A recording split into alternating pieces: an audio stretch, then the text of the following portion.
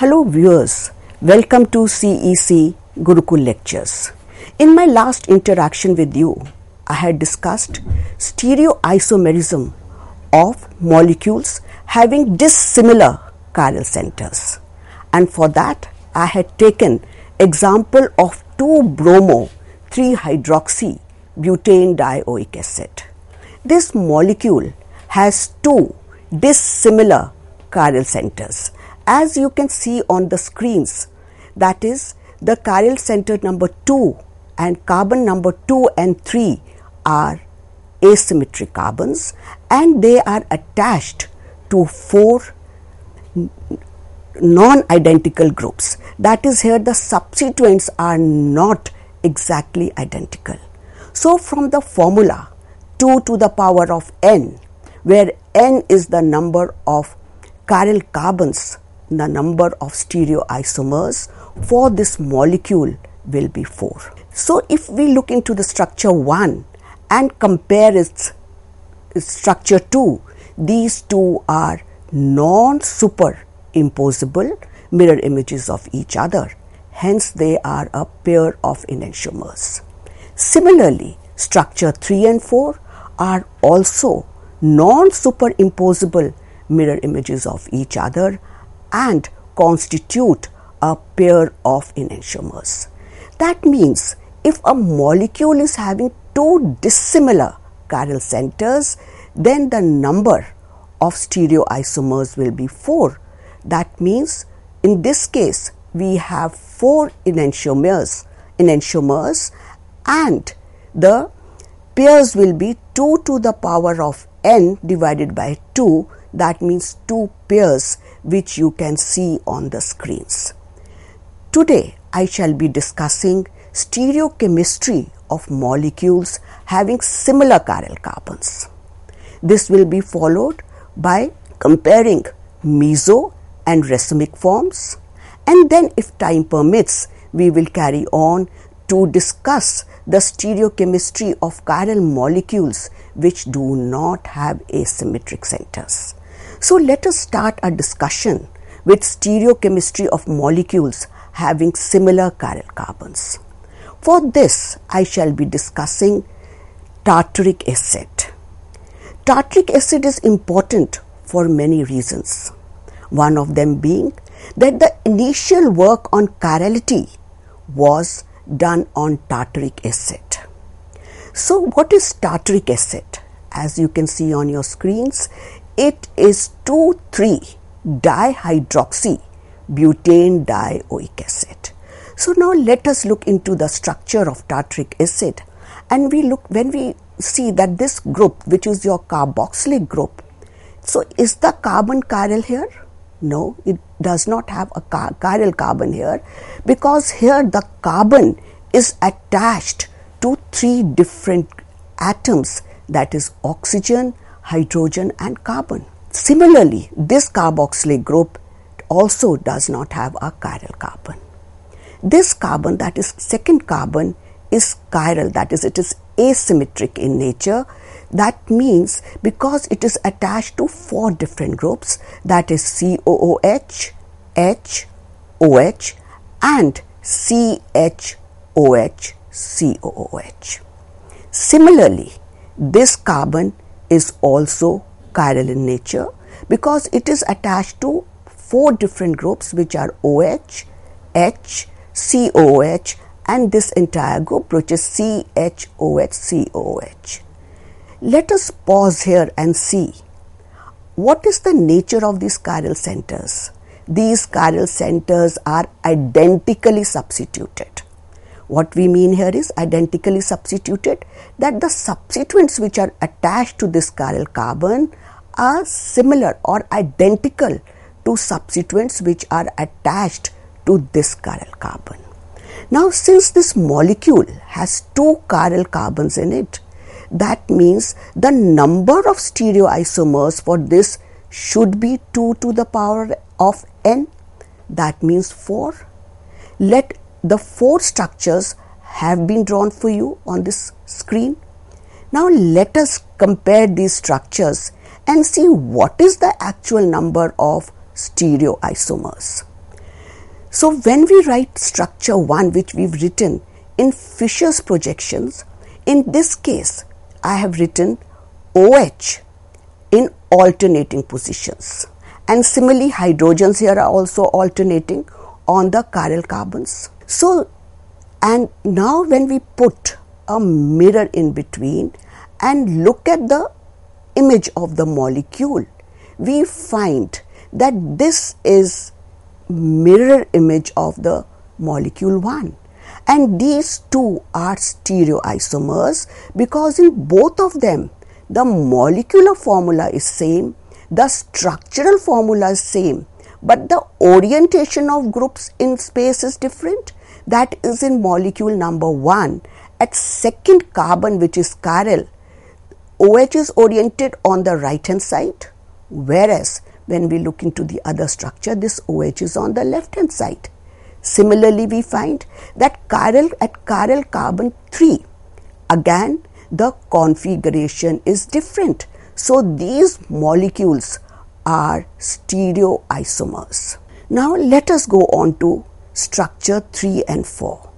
In structure 3, I have drawn the structure in such a manner that the two OH groups on the chiral center are on one side, and the hydrogens are on the other side of the chiral center. So that means here again the orientation of the groups. Now if we look into this molecule and again we put a mirror here and look at the image, we find that this image is again, this image is the mirror image of image 3 of the molecule 3, and these are again stereoisomers because again we find that the orientation here is different.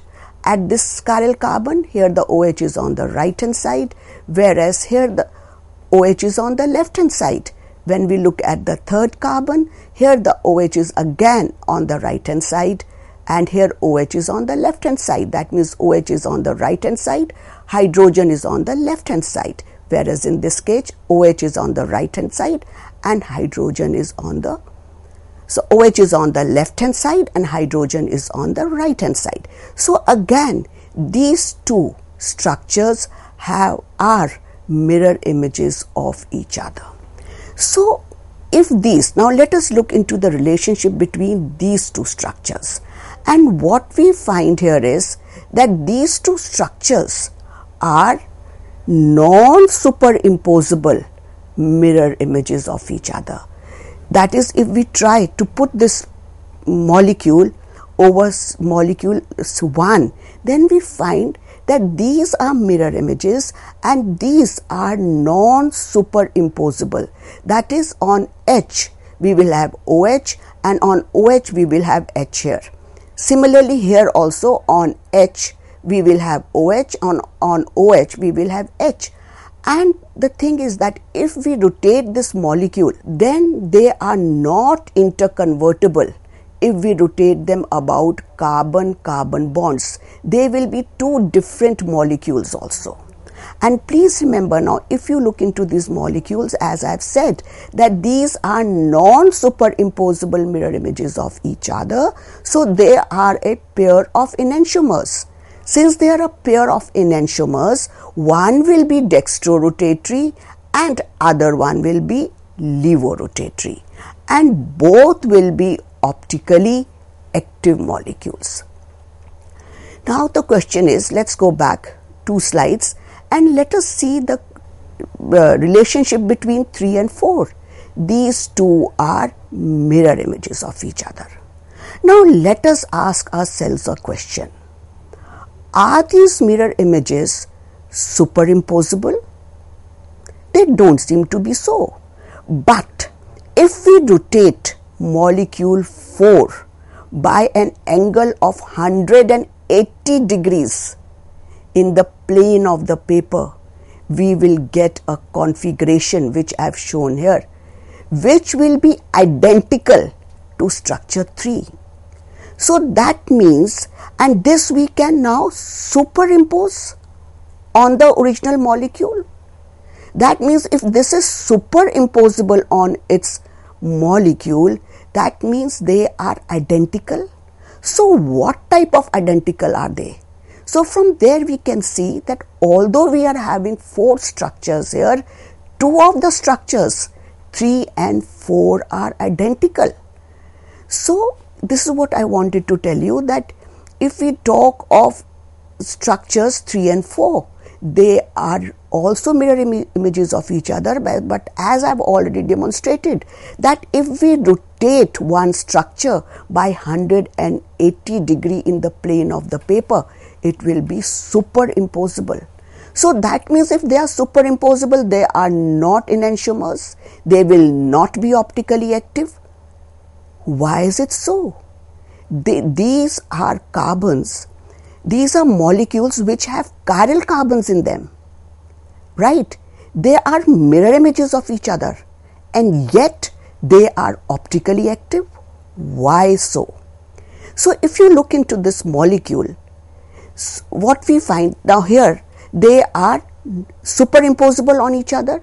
So why is it so that they are superimposable on each other? So when we rotated it by 180, we got this structure whose structure was identical to this. Both these structures have chiral carbons. They are mirror images of each other, yet they are optically inactive. Why so? So if we look at the structure of the molecule carefully now, what you find is that this structure, we can draw this molecule has a mirror plane. That is, this will divide the molecule into 2 equal halves, where one half is superimposable on the other half. That means what? That the configuration at these 2 chiral carbons is opposite. That is, at one we have R configuration, and at the other carbon we have S configuration. I shall be discussing R and S configurations in my following lectures. But at the moment, let us say that these 2 configurations are opposite. So if they are opposite, let us presume that this molecule, this is rotating the plane of polarized light in clockwise direction due to this chiral carbon. And in second case, because of this chiral carbon, this is rotating the path of plane polarized light in clockwise direction here, and in this case it is rotating it in anti-clockwise direction. That means that the direction of rotation is same. Since the groups attached here will be same, that means the specific rotation or the angle of rotation due to this chiral carbon and this chiral carbon will be same. So let us assume that the rotation due to this chiral carbon is minus 20 degrees and due to this it is plus 20 degrees. The angle of rotation is same, but the direction is different. That means this is cancelling. One carbon is cancelling optical rotation due to the other carbon, and this molecule is asymmetric in nature. So they will not be optically inactive. They will not be optically active. So that means this type of molecules which are optically inactive due to internal mirror plane are called mesocompounds in spite of having chiral carbons in them. So we say a mesocompound is optically inactive because rotation caused by one half of the molecule is exactly countered by equal and opposite rotation caused by the other half of the molecule. So we say the molecule mesocompound is optically inactive due to internal compensation. That is, it is compensation within the molecule because this molecule has a plane of symmetry.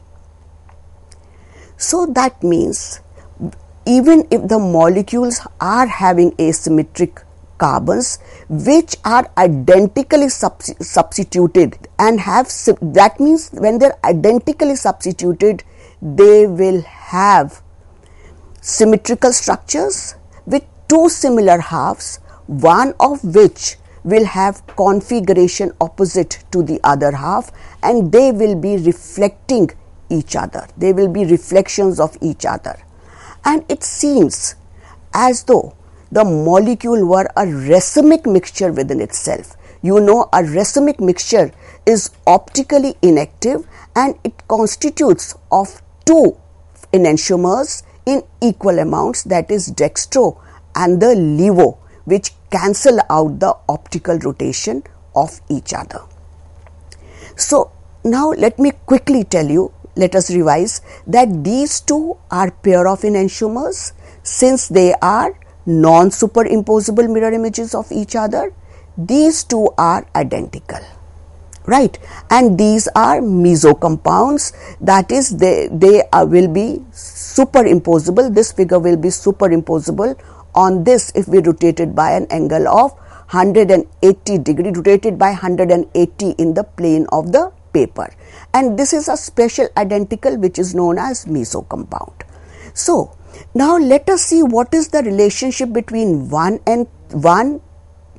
is the relationship of 1 to 3 and 4. So 1 and 3 are differing in configuration at 1 chiral. So if I look at this carbon, this is having OH on the left hand side, this is having OH on the right hand side. So these are a pair of diastereomers, that is they are not mirror images of each other, neither are they superimposable. Similarly, if you compare 1 with 4, these are also pair of diastereomers. Similarly, 2 and 3 are diastereomers and 2 and 4 are also diastereomers. Now we know that physical properties of diastereomers are different. So if we compare the properties of tartaric acid, that is enantiomers, dextro and the levo, with the mesotartaric acid, we find their physical properties are different. That is, both the tartaric acids, dextro and levo, will have optical rotation of 12 degrees. One will be levo rotatory, other one will be dextro rotatory. Whereas mesotartaric acid has no optical rotation, it will have no effect on the path of plane polarized light. And if we look into the solubility, then we find that tartaric acids, which are enantiomers of each other, which are optically active, their 1 gram of tartaric acid is soluble in 0.75 ml of water, whereas when we talk of the meso compound, 1 gram is soluble in 0.94 ml of water. The solubility is also different and their melting points are also different. That is, melting point of either of the enantiomer of tartaric acid is in between 168 to 170 degrees, whereas that of the mesoform is different, that is, it is 140 degrees. So these are the pair of enantiomers. So these are the differences in properties because these are diastereomers, and one of the two diastereomers are optically active and one is the mesoform. So now let us quickly see what will be the number of stereoisomers for tartaric acid. So if we talk of tartaric acid, then what we see is that tartaric acid has 2 chiral carbons in it, but along with chiral carbons it has a plane of symmetry, that is, the chiral carbons are identical. So here the total number of optical isomers would be 2 to the power of n minus 1. So when it is 2 to the power of n minus 1, that means total number of optically active forms will be 2. And when we talk of a molecule which will be mesoform, it will be 2 to the power of n by 2 minus 1, that is 2 to the power of 1 minus 1, that is 2 to the power of 0, that means 1 mesoform. So for tartaric acid, total number of stereoisomers would be 3. Now let us take another example where the number of which is having odd number of chiral centers. So if a molecule is having odd number of chiral centers, there we will calculate number of optical isomers by using the formula 2 to the power of n minus 1 minus 2 to the power of n minus 1 divided by 2. So if it is having 3 chiral carbons, the value of n in first case will be 2, from which we will minus 2 to the power of 1. So in this case, total number of optical isomers would be 2, and the mesoforms here would also be 2, which we've calculated from the formula 2 to the power of n minus 1 by 2. So the total number of stereoisomers for a molecule which is having 3 similar chiral carbons, that is which are identically substituted, will be optically active isomers 2 and mesoforms 2. For this I have shown you the example of 1, 2, 3, 4, 5 pentatriol, which has a plane of symmetry, that is the chiral carbons here, the first, second and third are identically substituted. Now let me quickly revise as to what is the difference between a racemic mixture and a mesoform. We found that a molecule is having chiral carbons, still it is optically inactive because the carbons are identically substituted and it will have plane of symmetry. For this I will be comparing the forms of tartaric acid. So when I talk of a racemic mixture, we know a racemic mixture is a equimolar mixture of 2 enantiomers, that is the dextro and the levo, and both are optically active, are optically inactive. Both are optically active, but the net result is that this racemic mixture is optically inactive because one half of the molecule, that is one molecule that is dextrorotatory, is cancelling out the optical rotation due to the molecule which is that of levorotatory molecule. Whereas a meso compound is optically inactive due to molecular symmetry. That is, in this case, one half of the molecule is cancelling out the rotation due to the other half. So we can say racemic mixture is optically inactive due to external compensation, whereas meso compound is optically inactive due to internal compensation. So this is what I have shown here, that racemic mixture is made up of molecules which have identical rotation angles, but the direction of rotation is different, that is opposite, so the net rotation here is 0. Whereas in case of a mesoform of tartaric acid, here the molecule is optically inactive because the molecule has plane of symmetry and the optical rotation due to one half of the molecule is being cancelled out by the optical rotation due to the other half of the molecule. The next thing that we have to remember is that racemic mixtures can be resolved, whereas when we talk of a mesoform, it cannot be resolved.